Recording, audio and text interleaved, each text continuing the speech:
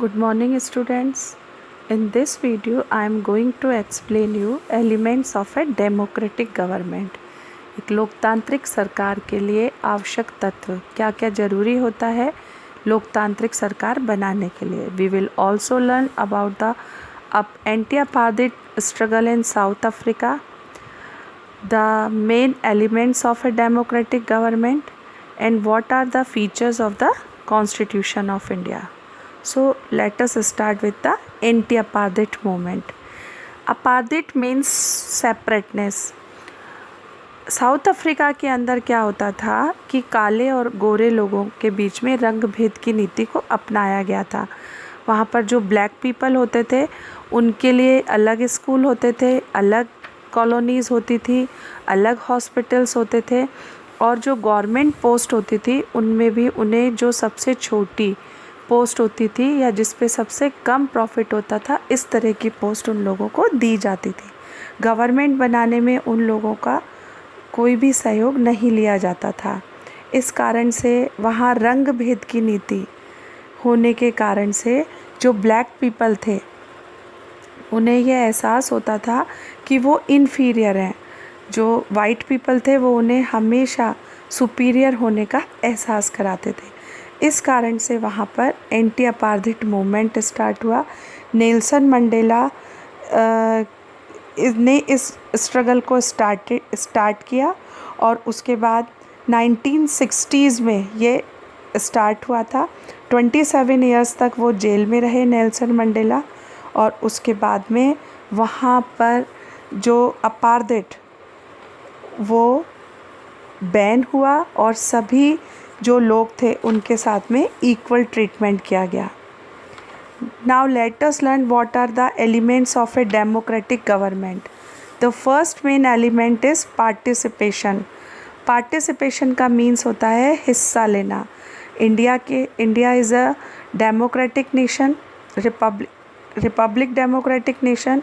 यहाँ पर हम अपनी सरकार को खुद चुनते हैं. सरकार को 5 साल के लिए चुना जाता है. If the government is not efficient, people voted it out in the next election and the other candidates are won by the given the opportunity to run the government.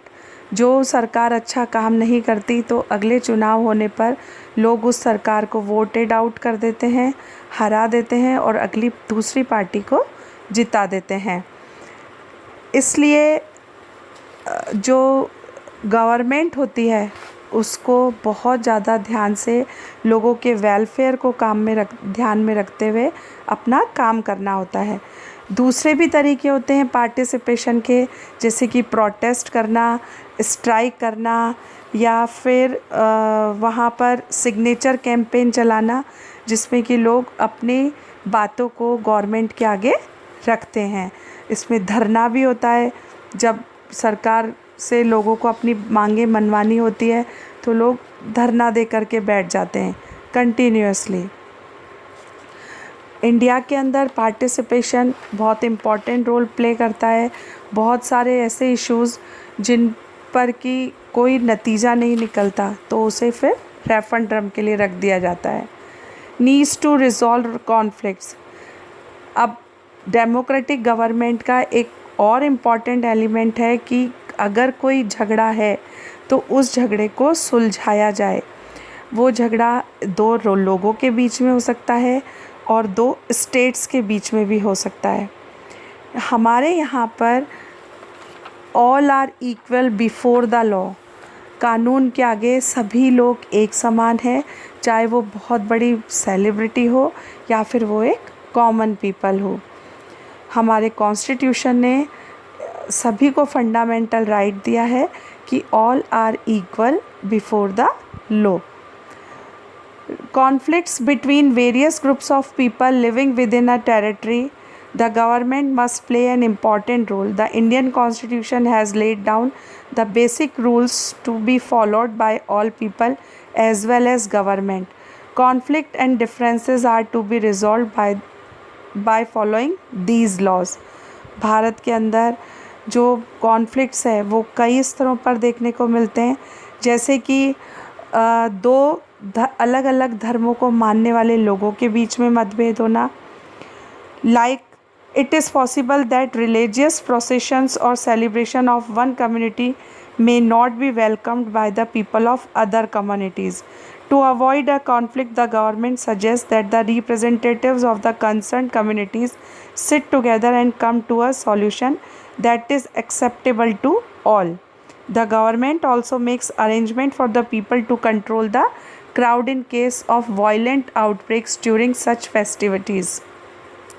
इसके अलावा बच्चों, कावेरी नदी के बंटवारे का एक बहुत ज़बरदस्त विवाद है जिसमें कि कर्नाटका और तमिलनाडु, ये दोनों जो राज्य हैं वो कावेरी नदी के पानी के बंटवारे को लेकर के बहुत बड़ा मतभेद हुआ।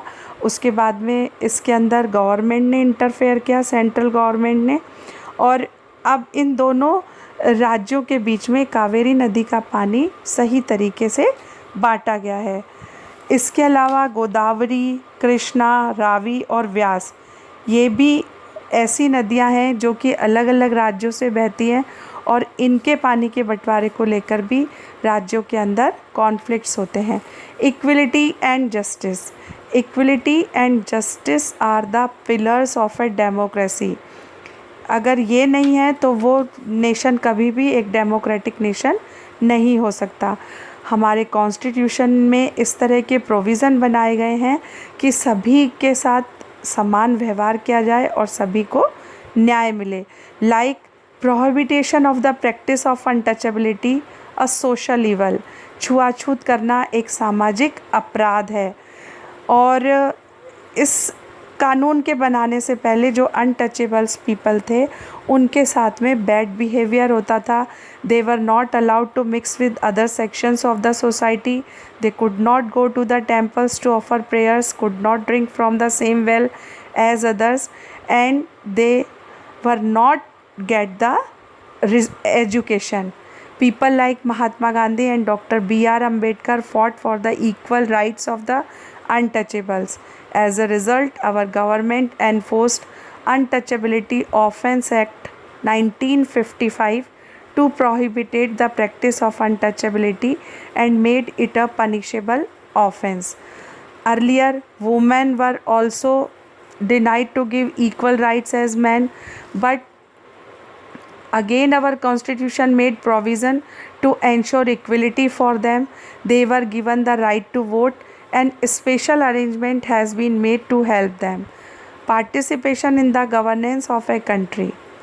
The government is making sincere efforts to bring equality to all sections of the society. हमारी सरकार समाज के सभी वर्गों के अंदर समानता लाने का प्रयास कर रही है. Thank you. Have a nice day.